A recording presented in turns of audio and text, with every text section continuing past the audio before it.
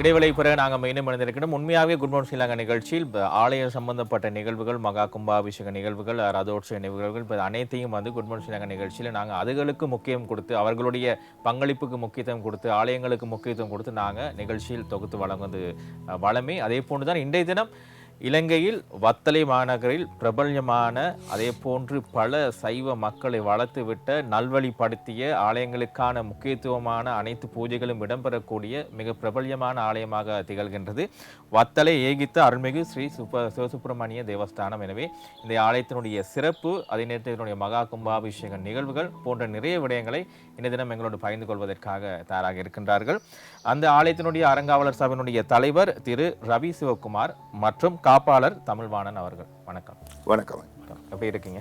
நல்லாவே இருக்கும். நல்லா இருக்கும். சரி, முதல்ல நாங்கள் தலைவர்கிட்ட வரோம். இப்போ வத்தளை அப்படின்னு சொன்னாலே ஒரு மிகப்பெரிய லேண்ட்மார்க் அப்படின்றா எகித்த முருகன் கோயில் அப்படின்றத நிறைய பேர் சொல்லுவாங்க.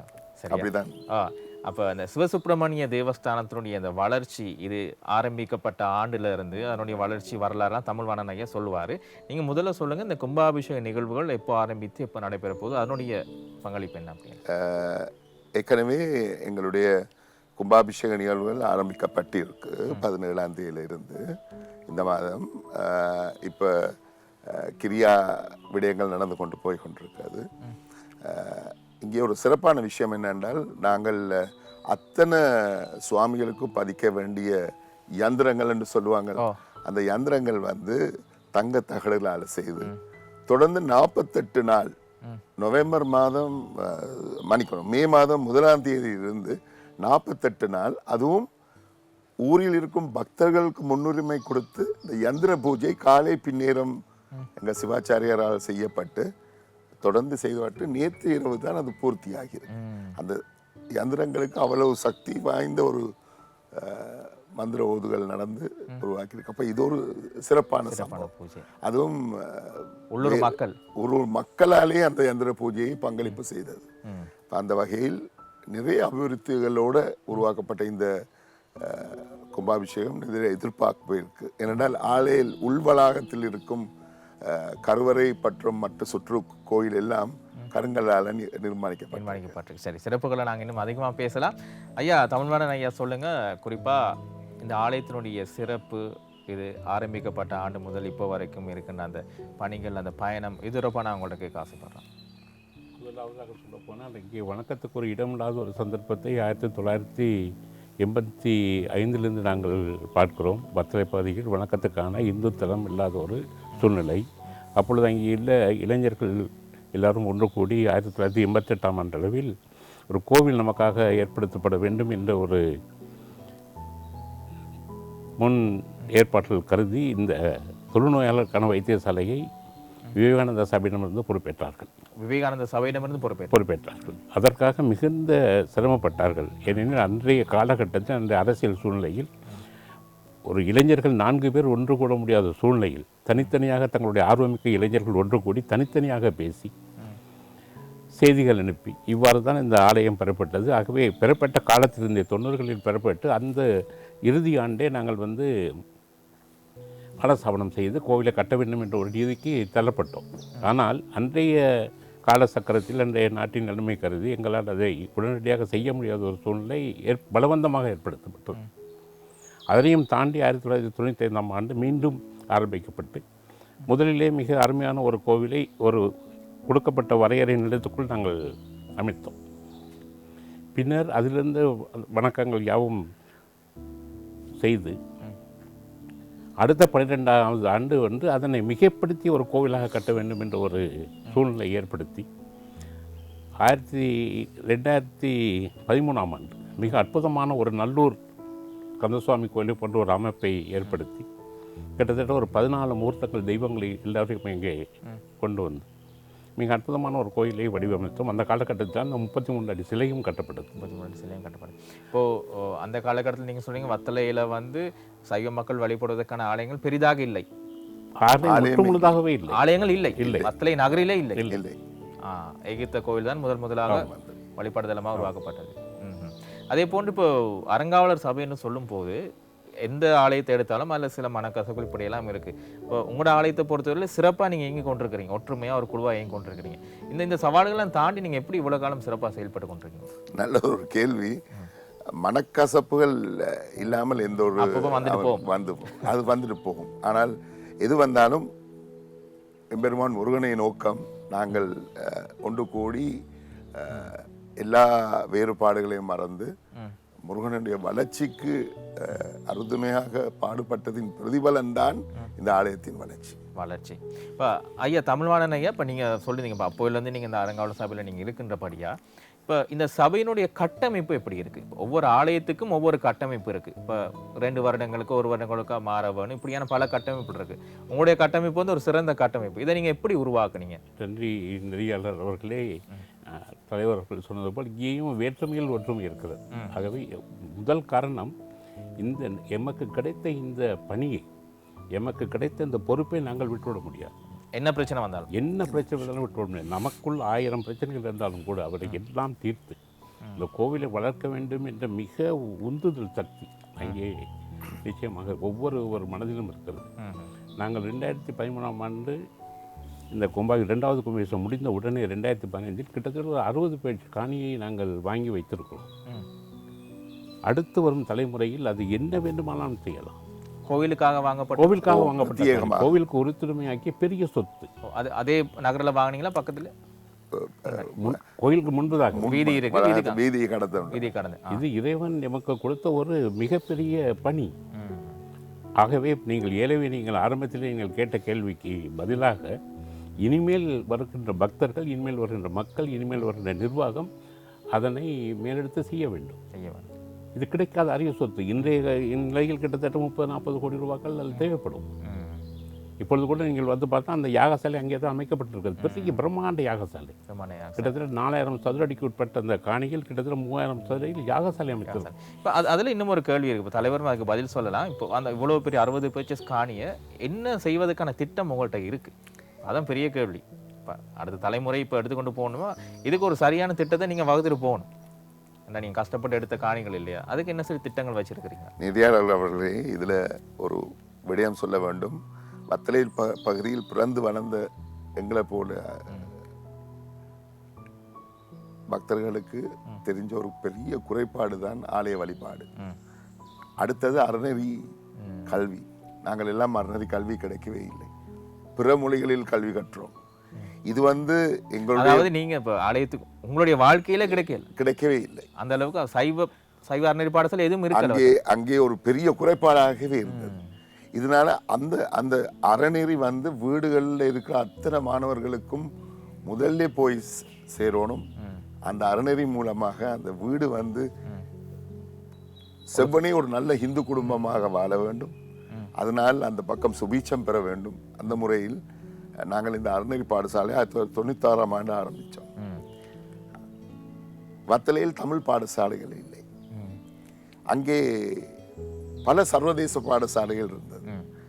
அறநெறி கற்பிக்க போற நேரம் அந்த சர்வதேச பாடசாலையில் இருந்த மாணவர்களுக்காக ஆங்கில மொழியில் அறநெறி கற்பிக்க நாங்கள் தான் முதன்முறையாக இலங்கையிலே முதல் அறநெறி பாடசாலை இங்கிலீஷ் மீடியத்தில் நாங்கள் அறநெறி கற்பித்தது.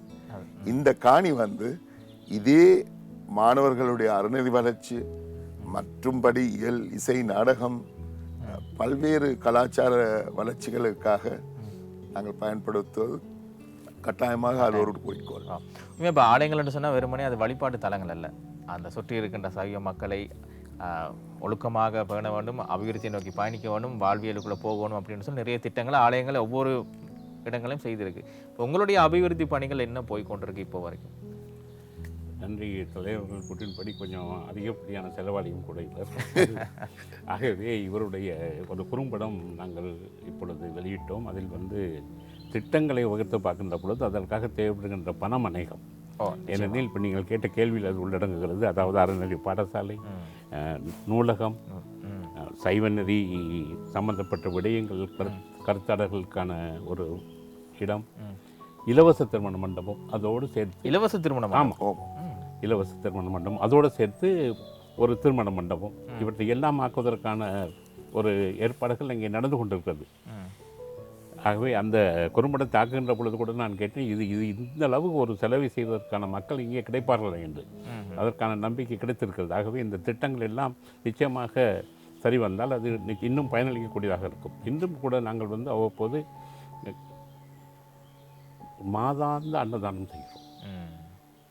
இப்பொழுது பொருட்செலவில் நடந்து கொண்டிருக்க கோயிலும் கூட 1000 பேர், கிட்டத்தட்ட 600க்கும் அதிகமான 1000 பேர்களுக்கு நாங்கள் மாதாந்த அன்னதானம் அது குறைவின்றி நடந்து கொண்டிருக்கிறது.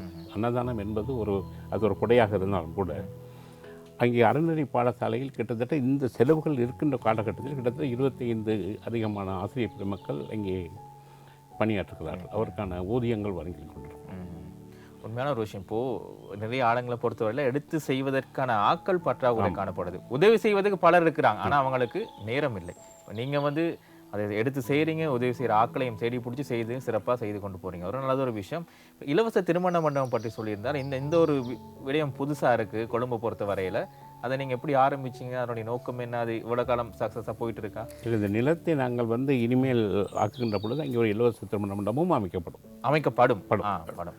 ஆனால் நெறியாளர்களே இதில் ஒரு சுவாரஸ்யமான விஷயம் உண்டு. நாங்கள் இந்த ஆலயம் தொடங்கின நேரம் சிவஸ்ரீ சிவபதம் அடைஞ்ச குஞ்சுபாக குருக்கள் நான் ஒரு முன்மொழிந்தேன். இந்த ஆலயில் உள்ள அந்த பகுதியில் உள்ள பல இந்து குடும்பங்கள் சேர்ந்து வாழ்ந்து பிள்ளைகள் எல்லாம் இருக்கிறார்கள். ஆனால் இந்து முறைப்படி அவர்கள் திருமணம் இலவசமாக நாங்கள் 26 பேருக்கு திருமணம் தாலி கூரை பட்டு எல்லாம் கொடுத்து பிள்ளைகள் முன்னாடியே திருமணம் நடத்தி வைத்தோம். மீண்டும் இந்து முறைப்படி. ஸோ இது எங்கள் மத்தியில் ஆணிவேராக பதிந்துள்ளது. அந்த கோயிலில் இன்று கூட பிள்ளையார் திருமணம் செய்ய யாரும் வந்தால் இலவசமாக வந்து திருமணம் செய்ய. சரி, உண்மையாக சந்தோஷமான ஒரு விஷயம். அடுத்ததாக ஆலயத்தினுடைய சிறப்புகள், செய்கிற சேவை, இதெல்லாம் கேட்க புதுசாக இருந்து உண்மையாக நல்லதாக இருக்குது. நிகழ்ச்சியை பார்த்து கொண்டு இருக்கின்ற பக்தர்களுக்கும் ஒரு நல்ல விஷயம் போய் சேரும். வெறுமனே ஆலயம் என்ன பிரம்மாண்டமாக இருக்கணும், ஆடம்பரமாக திருவிழாக்கள் கும்பாபிஷேகம் செய்வதை தாண்டி இவ்வாறான சேவைகள் செய்யும் பொழுதுதான் இறைவன் மக்கள் மத்தியிலே போவார். அந்த இறைவன் போகிறது மூலமாக உங்களுக்கு இன்னும் அதிகமான வளங்கள் கிடைக்கும். இந்த கும்பாபிஷேகம் சிறப்பாக செய்கிறது திட்டமிட்டிருக்கிறீங்க. அதனுடைய ஏற்பாடுகளை பற்றி நாங்கள் இப்போ கொஞ்சம் பகிர்ந்து கொள்ளலாம். தலைவரிலிருந்து காப்பாடு வரைக்கும் போகலாம், பகிர்ந்து கொள்ளலாம். கும்பாபிஷேகம்க்கு முதல்ல இந்த எண்ணெய் காப்பு வைபத்துக்காக மக்கள் மிகுந்த எதிர்பார்ப்புடன் வருகின்றார்கள். இந்த எண்ணெய் காப்பு வைபத்துக்காக நீண்ட வரிசைகள் நாங்கள் காண்றது எளிது. அப்போ அந்த வரிசைகளை தவிர்ப்புக்காக நாங்கள் ஒரு பிரம்மாண்டமான ஒரு மண்டபம் ஒன்று அமைந்து அவங்க வந்து இருந்து தங்களுடைய நேரம் வரப்போது ஆலயத்துக்கு போய் ஒரு எண்ணெய் காப்பு கிரியில் ஈடுபடலாம். இதுக்கு முன்பு நாங்கள் ஆலயத்துக்கு எடுக்கிற புனித நீரை பேலியகுட பூபால விநாயகர் ஆலயத்திலிருந்து யானை மேல் அந்த நீரை எடுத்து வந்து நீர்கொழும்பு வீதி மத்தியில் ஒரு கைங்கரியத்தை செய்ய உத்தேசித்துள்ளோம். வாகன நெரிசலை தவிர்ப்பதற்காக அண்மையில் உள்ள சாகர மைதானத்தில் வாகனம் தரிப்பிடு ஏற்பாடு பண்ணியுள்ளோம். அங்கே இருந்து பக்தர்கள் ஆலயத்துக்கு வந்து போறதுக்கு கும்பாபிஷேக நேரம் ஆலயம் ஒரு அளவு பிரமாணம் இருக்கும்படியால் எல்லா பக்தரும் உள்ளே செல்ல முடியாதனால நிறைய எல்இடி பேனல்ஸ் எல்லாம் போட்டு அதை தரிசிக்கிறதுக்காக நாங்கள் எல்லா ஏற்பாடுகளும் செய்திருக்கின்றோம். தமிழ்வாணன் ஐயா, உங்களோட பக்கம் இருந்து ஆலயத்தினுடைய ஏற்பாடுகள் தொடர்பாக முக்கியமாக நாங்கள் கருதப்பட வேண்டியது வணக்கத்துக்குரிய பிள்ளையார்பட்டி சிவாச்சாரியார் பிச்சை அவர்கள் வருகிறார்கள். நல்லாசுரை வருவதற்கு அவர்கள் 24ஆம் தேதி இங்கே வருகிறார்கள். அண்மையிலே பாரத ஜனாதிபதி அவர்களிடம் கலாபூஷணம் விருது பெற்ற மதிப்புக்குரிய ஓதுவார் முத்தம் சுவாமிநாத சர்மா அவர்கள் சுவாமிநாதர் ஐயா அவர்கள் வருகிறார்கள். இன்னும் 2 ஓதுவார் முத்தங்கள் ஏற்கனவே இங்கே வந்திருக்கிறார்கள். வணக்கத்துக்குரிய சுவாச்சாரியார் மாதவன் சர்வாரம் அவர்களின் நெறியாயின் கீழ் நடக்கிறது. வணக்கத்துக்குரிய பல இந்திய சிவாச்சாரியர்கள் வருகை தந்து ஓதுவார்கள் வருகை தந்து கும்பாபிஷேகத்துக்கு சிறப்பாக செய்ய ஆரம்பிக்க போகிறாங்க. உண்மையாகவே கேட்கும்போது சந்தோஷமாக இருக்குது. நேற்று தினம் கிரியா ஆரம்பமாகி இருக்குது. தொடர்ச்சியாக நாங்களும் சக்தியின் வழியாக என்னுடைய அறிவிப்புகளை வெளியிட்டு கொண்டிருப்போம். உங்களுடைய பணி சிறக்க வேண்டும். இப்போ ஆலயத்துக்கான இடப்பற்றாக்குறை அப்படின்னு சொன்னீங்களே, அது தீர்ந்து இறை அருளால் ஒரு பல மடங்கு பெரிய ஆலயமாக உயர வேண்டும். அதுக்கு பொதுமக்கள் சார்பாக உங்களுடைய பணி தொடர வேண்டும் சொல்லி வாழ்த்துக்களும் தெரிவித்துக் கொள்கிறோம். மிகவும் நன்றி. எங்களோடு இன்றைய தினம் இணைந்து கொண்டு தமிழ் பேசும் மக்களும் நீங்கள் செய்கின்ற தொண்டுகளை பற்றி பகிர்ந்து கொண்டமைக்காக நன்றி. நன்றி ஐயா. நன்றி. சக்தி டிவி, சக்தி எஃப்எம்முக்காக மிகுந்த நன்றி. உங்களையும் அன்போடு வரவேற்கிறோம். உங்கள் கலாலயத்தின் அனைவரையும் அன்போடு வரவேற்கிறோம். நன்றி நன்றி ஐயா, நன்றி ஐயா. உண்மையாகவே இவ்வாறான சைவ ஆலயங்கள் இருக்கின்ற பொழுது அதற்கான பங்களிப்பை பொதுமக்களாகிய நாங்கள் உணர்வுபூர்வமாக செய்தால் இறையர்கள் எப்பொழுதும் எங்களுக்கு கிடைக்கும். மற்றொரு குட் மார்னிங் ஸ்ரீலங்கா நிகழ்ச்சியில் உங்கள் அனைவரையும் சந்திக்கும் வரை விடைபெறுவது SMR ராஜ்குமார். நன்றி, வணக்கம்.